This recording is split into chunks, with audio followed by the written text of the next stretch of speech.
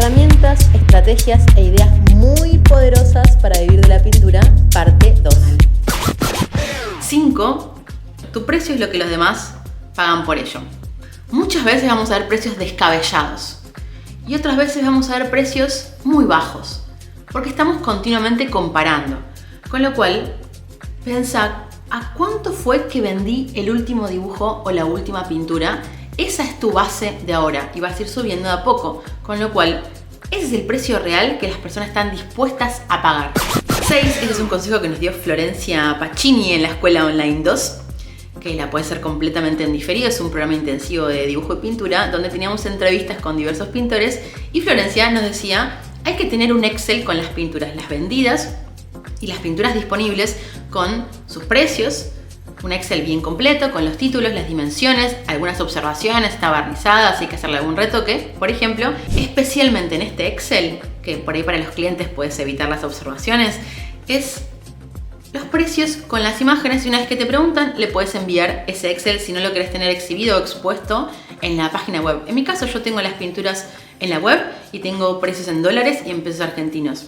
A mí me parece que es hermoso poder tenerlas en venta y que uno pueda vislumbrar los precios. Y por supuesto voy probando y voy viendo qué funciona y ajustando. Armar un portfolio. Parece básico, pero no lo hacemos, que es tener un lindo portfolio donde tenemos las mejores pinturas. Lo podemos armar por serie, lo podemos pensar en función de a esta galería le puede gustar esto, o esta galería está buscando esto en particular, con lo cual hago este tipo de trabajo, este tipo de obra. Lo puedo pensar por serie o lo puedo pensar para ajustarlo para un espacio, que para mí es la mejor idea. Es pensar quién lo va a recibir y cómo puedo elegir el mejor cuerpo de obra, la mejor selección que se va a ajustar a lo que ellos pueden llegar a requerir o les puede llegar a interesar. No estoy hablando de pintar otra cosa, sino hacer una selección en función del lugar al que vas a presentar. Lo mismo te aconsejo para tu currículum, tu CV, en el caso de que lo hayas enviado a algún lugar. Siempre procurar ver, por ejemplo, para un salón, también pensar en quiénes son los jurados, qué voy a presentar, por dónde voy a ir con lo que voy a pintar o lo que voy a dibujar. Es un consejo en caso de que tengas realmente ganas de sumarte, de participar, de recibir una mención o algún tipo de distinción, ¿no? Tener en cuenta a quién le vas a presentar ese portfolio y armar la mejor selección posible. Si es bueno y es breve, 2 veces bueno. Cuida tus redes sociales. Esto quiere decir qué subís, qué no subís. ¿Subís de manera frecuente? ¿Tenés días de publicación? ¿Subís procesos detrás de escena? ¿Por qué pintás? ¿Para qué pintás? ¿Contás la narrativa detrás de tu pintura? Cuidá lo que mostrás y sé consistente y constante con las redes sociales. Porque cualquier persona que piense en pintura o en dibujo, si vos sos consistente cuando subís tus trabajos, las personas van a pensar inmediatamente en vos, que es lo más cercano y es lo que suelen ver de manera asidua en su feed o en su muro. 9. Armar redes de contacto, o más conocido como hacer lobby. ¿Esto qué quiere decir? Andá a muestras. Primero porque es hermoso, porque te contagiás, porque aprendes nuevas técnicas, porque te relacionas con otros pintores, porque, ves diferentes procedimientos. Cuando ves hermosa pintura, yo cuando voy al Bellas Artes quiero pintar, llego sedienta de pintar y de dibujar y voy descubriendo nuevas cositas que me dan mucho goce y placer. Te aconsejo que vayas a muestras para generar vínculos con otros pintores, porque de nuevo este consejo de uno va a recordar lo que vos haces, el galerista, el coleccionista, el gestor cultural, te va a recordar producto de también hacer sociales y de estar en los momentos que tenés que estar, porque vas viendo el funcionamiento, vas viendo qué eligen, cómo lo cuelgan, vas conociendo a los dueños de la galería, cómo arman sus catálogos, cómo colocan sus precios, cómo hablan con los futuros o posibles compradores o los potenciales compradores. Y además te van a ir conociendo, van a ir confiando en vos, porque hay un aspecto fundamental en todo acto de compra y de venta que tiene que ver con la confianza. Lo que uno tiene que generar en los otros y por lo que uno finalmente termina comprándole a alguien, en cualquier caso, o eligiendo ir a un lugar y caminando más para ir, aunque tenga que comprar lo mismo, camino más porque confío más en esa persona. Trata de asistir a muestras, asistir a concursos, a convocatorias, fíjate lo que eligen, a habla con las personas de ahí, generar redes. Primero porque posiblemente, me arriesgo a decir, vas a ser un poco más feliz porque vincularnos con personas nos hace generalmente muy bien. Y por el otro lado porque aprendes mucho sobre toda esta mecánica que te interesa y cuando piensen en un pintor, se van a acordar de vos. Y vos querés que se acuerden de vos para cuando piensen en su futura muestra. Consejo número 10. Ama vender. I love this. Realmente amo esto. Me parece que es muy maravilloso y que cuando lo descubrí, sentí una gran liberación porque probablemente como te pasa a vos, contame en los comentarios si es que te pasa o no, te da culpa vender o sentís que es raro vender o te sentís incómoda o incómodo vendiendo. ¿Pero por qué? Si vender es extraordinario. Amá vender, no hay ningún problema en vender. Todo acto de venta es un acto fundamentalmente de comunicación y es porque realmente confías en lo que haces. Yo creo que realmente hay que amigarse con eso, que puede ser tu mejor amigo más hoy en día, que puede ser tu propio gestor cultural, si es que te interesa hacerlo de esta manera. El consejo número 10 tiene que ver con que te relaciones con tu trabajo de una manera saludable. Amá vender, no tiene nada de malo. Tu trabajo vale, lo que haces vale, tiene muchas horas detrás.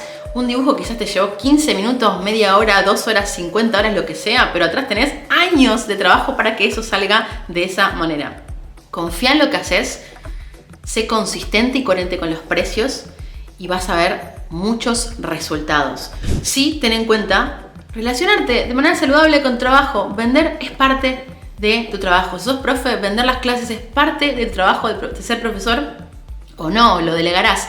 Pero para mí es muy importante que generes confianza en lo que haces, en lo que vendes y sepas que tu trabajo realmente vale. El consejo número 11 tiene que ver con hacerlo simple. ¿Cómo nos gusta entrar a Amazon y darle un clic? O comprar un audiolibro y darle un clic y ya lo compramos. Por supuesto que es un poquito peligroso y afortunadamente a veces tenemos el botón de arrepentimiento, pero si lo haces simple va a ser mucho mejor. Siempre colocá en tus pinturas y en tus dibujos que compartís en las redes sociales que están a la venta, están disponibles, o pones un circulito verde y rojo cuando está vendida. También notificás cuando se venden para también dar constancia de que son piezas únicas que se agotan. Comprar tiene que ser simple, cuanto más simple mejor, porque nuestras compras suelen ser muy emotivas e instantáneas, medio ágiles a veces, con lo cual es bueno que el proceso sea ameno, que sea fácil.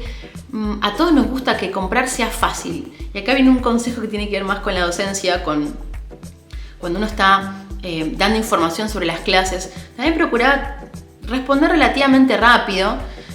Es importante que uno, si realmente quieras vender, que el otro lo note y sea simple el proceso. Y pensá, armá en tu cabeza el recorrido que hace el comprador para llegar a comprar tu pintura. Entra, la ve, la quiere, hace clic y la puede comprar, por ejemplo, o te manda un mensaje y le contestás más o menos en 24 horas con el precio y las características, o das muchas vueltas a la hora de decir el precio.